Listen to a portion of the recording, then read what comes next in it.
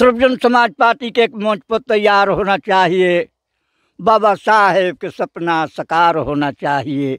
ये गोली, ये बंदूक, ये तोप, ये ग्लास के लड़ाई नहीं है, लड़ाई है कलम के।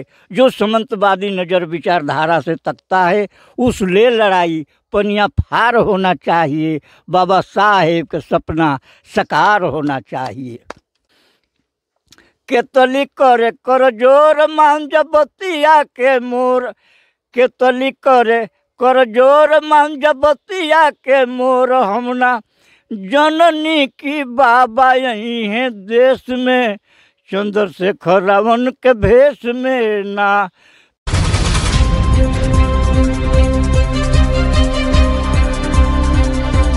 मैं राजू भाई और आप देख रहे हैं सच विचार।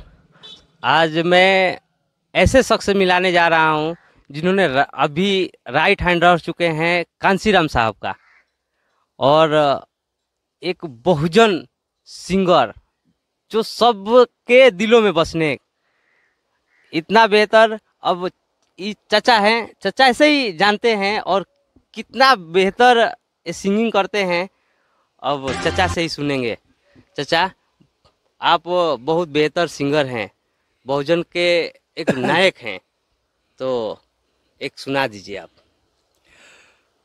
जय महात्मा बुद्ध, जय शंभू ऋषि, जय एकलव्य जी, जय ज्योति फुले, जय जगदेव बाबू, जय छत्रपति साहू जी महाराजा, जय डॉक्टर भीमराव अम्बेडकर, जय मानवर काशीराम के चरणों में श्रद्धा सुमन अर्पित करते हुए समाज के जय भीम जय भारत। अपने रक्षा मंत्री जी के करोड़ों करोड़ों बार जय हिंद करते हुए चरणों में जय भीम करते हैं, अपने कार्यक्रम चालू करते हैं। सर्वजन समाज पार्टी के एक मंच पर तैयार होना चाहिए। बाबा साहेब के सपना साकार होना चाहिए। ये गोली, ये बंदूक, ये तोप, ये ग्लास के लड़ाई नहीं है, लड़ाई है कलम के। जो सामंतवादी नज़र विचारधारा से तकता है उस ले लड़ाई पनिया फार होना चाहिए। बाबा साहेब के सपना साकार होना चाहिए। मन बिक रहा है, चमन बिक रहा है, कमीनों का हाथिया वतन बिक रहा है। अगर बुरा न मानूं तो खुलिया में कह दूं, इंसानों के हाथ वतन बिक रहा है। हम ना जननी की बाबा यही है देश में, चंद्रशेखर रावण के भेष में ना। हम ना जननी की बाबा यही है देश में, चंद्रशेखर रावण के भेष में ना।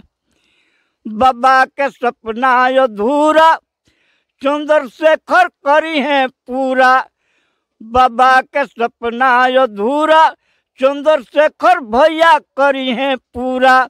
चल के कब्जा कर दिल्ली पार्लियामेंट में, चल के कब्जा कर दिल्ली पार्लियामेंट में, चंद्रशेखर भैया के भेष में ना। हम ना जननी की बाबा यही है देश में, चंद्रशेखर भैया के भेष में ना। जैसन बाबा भीमराव वैसन बाणे चंद्रशेखर रावण, जैसन बाबा भीमराव वैसन बाणे चंद्रशेखर रावण। तनिकियो अंतर ना बुझाला उनका फेस में, तनिकियो अंतर ना बुझाला उनका फेस में, चंद्रशेखर रावण के भेष में ना। चल के कब्जा कर दिल्ली पार्लियामेंट में, चंद्रशेखर रावण के भेष में ना। केतली करे कर जोर मांझ बतिया के मोर, केतली करे कर जोर मांझ बतिया के मोर। हमना जननी की बाबा यही है देश में, चंद्रशेखर रावण के भेष में ना। बच्चा जी मंडल गाना गाए, गाना भारत में फैलाए। बच्चा जी मंडल गाना गाए, गाना भारत में फैलाए। हम न जननी की बाबा यही है देश में, चंद्रशेखर रावण के भेष में ना। तो आप सुने चाचा जी का गाना, जिन्होंने पूरा चंद्रशेखर जी के बारे में इतना सुंदर लाइन बोले कि हमरा जननी की बाबा आई हैं देश में, चंद्रशेखर जी के भेष में ना। तो ये वीडियो अच्छा लगे तो भाई कमेंट करिएगा, शेयर करिएगा, लाइक करिएगा, और यूट्यूब पे हमारे चैनल पे नए हैं तो सब्सक्राइब करिए। ओके।